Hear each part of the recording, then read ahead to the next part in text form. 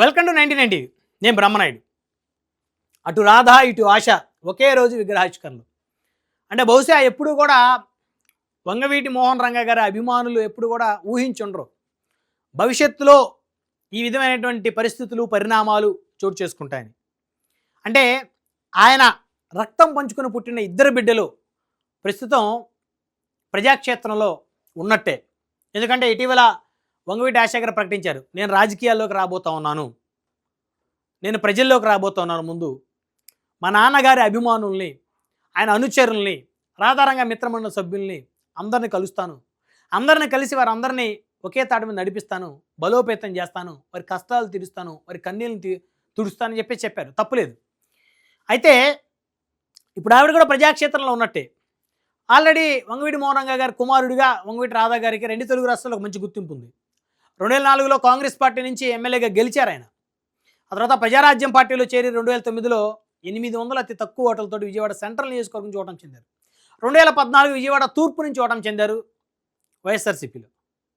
ఇక 2019, 2024 రెండు ఎన్నికలకు ఆయన దూరంగా ఉన్నారు, ప్రత్యక్ష ఎన్నికలకి. 2029 ఎన్నికల్లో వంగవీటి రాధా గారు పోటీ చేయడానికి రంగం సిద్ధం చేసుకుంటున్నారు. అందులో ఎలాంటి డౌటు లేదు. ఇప్పుడు ఆయన సన్నిహితుల దగ్గర ఆయన చెప్తున్నది ఒకటే అంశం, 2029 ఎన్నికల్లో నేను పోటీ చేస్తాను, ఎమ్మెల్యేగా బరిలో ఉంటాను అని. అయితే ఆయన ఎమ్మెల్యేగా మళ్ళీ చూడాలి అని చెప్పేసి రెండు తెలుగు రాష్ట్రాల్లో ఉన్నటువంటి వాళ్ళ తండ్రి గారి అభిమానులు అందరూ కూడా కోరుకుంటా ఉన్నారు. ఎందుకంటే వారి కష్టాలు కన్నీళ్లు తీర్చడానికి కనీసం ఒక నలుగురు నాయకులైనా ఉండాలి అని. ఆల్రెడీ పవన్ కళ్యాణ్ గారు ఉన్నారు, బట్ ఆయనకి అందరికీ అందుబాటులో ఉండే పరిస్థితి ఉండదు. సో రాధా గారు లాంటి వ్యక్తులు ఇంకొక ఇద్దరు ముగ్గురు తయారైతే సో వారి సమస్యలు తీర్చడానికి ఉపయోగపడతారని చెప్పేసి వాళ్ళందరూ కూడా ఆశిస్తూ ఉన్నారు. సో తప్పులేదు. అయితే ఇప్పుడు కొత్తగా వంగవీటి ఆశ గారు ఆవిడ రంగప్రవేశం చేయటం, మరి ఆవిడకి ఎంతమంది మద్దతు ఇస్తారు అనేది ప్రశ్నార్థకం. అంటే రాధా గారితో నడిచిన వాళ్ళు ఆశా గారితో నడుస్తారు. మధ్యలో వారి అన్నదమ్ములు వచ్చారు రాజకీయాల్లో, సో ఫైట్ చేశారు, రాజకీయంగా సక్సెస్ అవ్వలేకపోయారు. అంటే ఇక్కడ రాజకీయంగా సక్సెస్ అవ్వటం అంటే ఎమ్మెల్యే అవ్వటమే, అసెంబ్లీకి వెళ్ళటం, ఎమ్మెల్యే అవ్వాలి లేదా ఎంపీ అవ్వాలి, లేదా అట్లీస్ట్ ఎమ్మెల్సీగాకైనా రాజ్యసభకైనా వెళ్ళాలి. ఏదైతే చట్టసభలో ఉండాలి, చట్టసభలో ప్రాతినిధ్యం ఉంటేనే లైవ్ పాలిటిక్స్లో ఉన్నట్టు. ఇంకా చెప్పాలి అంటే ఇప్పుడున్నటువంటి పరిస్థితుల్లో ఆంధ్రప్రదేశ్ అసెంబ్లీలో ఉండాలి, అసెంబ్లీలో అడుగు పెడితేనే ఎవరికైనా లైవ్ పాలిటిక్స్లో వాళ్ళు ఉన్నట్టు. ఎందుకంటే ఎంతోమంది హేమాహేమీలు 5 సార్లు 7 సార్లు 8 సార్లు ఎమ్మెల్యేలుగా, మంత్రులుగా, ఎంపీలుగా పనిచేసిన వాళ్ళు చాలామంది ఇన్యాక్టివ్గా ఉన్నారు రాజకీయాల్లో, వారిని ఎవరు గుర్తించట్లేదు. ఇప్పుడు ఒక్కటే కీలకం, ఎమ్మెల్యేగా ఉన్నాడా లేదా. అధికార పార్టీ ఎమ్మెల్యేగా ఉంటే ఏ మేరకు పవర్ సెంటర్గా ఉన్నాడు ప్రభుత్వంలో, లేదు ప్రతిపక్షంలో ఎమ్మెల్యేగా ఉంటే ఎంత మేరకు పోరాటం చేస్తున్నాడు, ప్రభుత్వాన్ని ఏ మేరకు ఎదిరించగలుగుతున్నాడు. పబ్లిక్ ఇవే చూస్తారు. నేను ఎప్పుడో 10 ఏళ్ల క్రితం ఎమ్మెల్యే చేశాను, లేకపోతే 5 ఏళ్ల క్రితం మంత్రిగా పనిచేస్తానంటే అది నడవట్లా. నువ్వు ఇప్పుడేంటి, ప్రజలైనా రాజకీయ పార్టీలైనా ఒక నాయకుడు ప్రస్తుతం ఉన్నటువంటి పరిస్థితిని చూస్తున్నారు. ఒక రకంగా చెప్పాలంటే అతని దుస్థితి ఇప్పుడు ఎలా ఉంది అనేది ఇంపార్టెంట్. నేను 10 ఏళ్ల క్రితం ఎమ్మెల్యేగా చేశానంటే ఇప్పుడు లేదు. నువ్వు ఇప్పుడు ఎమ్మెల్యేగా ఉన్నావా, నువ్వు ఇప్పుడు ఎంపీగా ఉన్నావా, నువ్వు ఇప్పుడు ఏ పదవిలో ఉన్నావు, అదే కీలకం. నువ్వు ప్రత్యక్ష రాజకీయాల్లో ఉంటేనే లైవ్ పాలిటిక్స్లో ఉన్నట్లుగా భావించాలి, రాజకీయ క్షేత్రంలో రాజకీయ రంగంలో ఉన్నట్టు భావిస్తారు. ప్రత్యక్ష రాజకీయాల్లో లేకుండా ఉన్న వాళ్ళని, ఇప్పుడు వైఎస్ఆర్సీపీలో ఎంతోమంది హేమాహేమీలు 5 సార్లు 7 సార్లు ఎమ్మెల్యేలుగా కాంగ్రెస్ నుంచి గెలిచి మంత్రులైన వాళ్ళు వైసీపీలో జగన్మోహన్ రెడ్డి హయాంలో ఎమ్మెల్యేలు అయ్యారు, మంత్రులు అయ్యారు.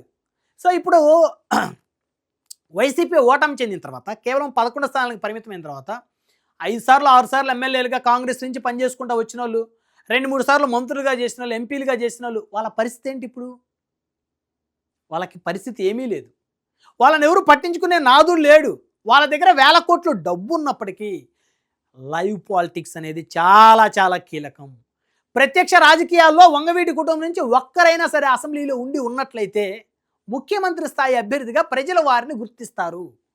ఈరోజు వంగవీటి రాధా గారు ఎమ్మెల్యేగా గెలిచి అసెంబ్లీలో ఉన్నట్లయితే ఆయన తండ్రి గారి అభిమానులందరికీ కూడా ఖచ్చితంగా ఆయన ముఖ్యమంత్రి అభ్యర్థి అనే ఒక ఆశ ఉంటుంది. కానీ అది లేనప్పుడు ఆ ఆలోచన కూడా ఉండదు. నువ్వు లైవ్ పాలిటిక్స్లో ఒక నాయకుడు ఉంటేనే ఆ నాయకుడిని అతని నెక్స్ట్ భవిష్యత్తు ఏంటి అనేది. రేవంత్ రెడ్డి గారు ఉన్నారు ఉదాహరణకి, మరి కొడంగల్ నుంచి టీడీపీ తరపు నుంచి ఎమ్మెల్యే అయ్యారు, మధ్యలో ఓటమి చెందాడు. ఓటమి చెందిన తర్వాత అదృష్టవశాత్తు ఆయనకి వెంటనే ఎంపీ ఎలక్షన్లో ఎంపీ అయిపోయాడు. 2018లో జరిగినటువంటి సార్వత్రిక ఎన్నికల్లో తెలంగాణ నుంచి కొడంగల్ నియోజకవర్గం నుంచి ఎమ్మెల్యేగా ఓడిపోయిన రేవంత్ రెడ్డి గారికి అదృష్టవశాత్తు 2019లో ఎంపీ ఎలక్షన్ రావడంతో మల్కాజ్గిరి నుంచి పోటీ చేసి ఎంపీ అయ్యాడు కాబట్టి లైవ్ పాలిటిక్స్లో ఉన్నాడు. ఆ తర్వాత కాంగ్రెస్ పార్టీ పీసీసీ ప్రెసిడెంట్ అయ్యాడు, తర్వాత ముఖ్యమంత్రి అయ్యాడు ఫైట్ చేసి. అదే రేవంత్ రెడ్డి గారు కనుక 2018లోనే లేకపోతే కేసీఆర్ గారు ముందస్తు ఎన్నికలు పోకుండా ఉన్నట్లయితే 2019లోనే ఎమ్మెల్యే ఎంపీ ఎన్నికలు ఒకేసారి జరిగినట్టయితే ఎమ్మెల్యేగా ఓడిపోయినట్లయితే అసలు రేవంత్ రెడ్డి అనేటువంటి పేరు తెలంగాణ రాజకీయాల్లో ఉండేదే కాదు. ఎందుకు? అయిపోయాడు, ఎమ్మెల్యేగా ఓడిపోయాడు, ఇంట్లో కూర్చున్నాడు ఆయన. ఇంకా ఆయన ముఖ్యమంత్రిని ఎవరు అనుకుంటారు? అప్పటికి ఆయనకు ఆ పరిస్థితి లేదు కదా. కానీ ఎంపీ ఎలక్షన్లో అదృష్టవశాత్తు మల్కాజ్గిరి నుంచి పోటీ చేశాడు, దేశంలో అతి పెద్ద పార్లమెంట్ నియోజకవర్గం ఎంపీ గెలిచాడు.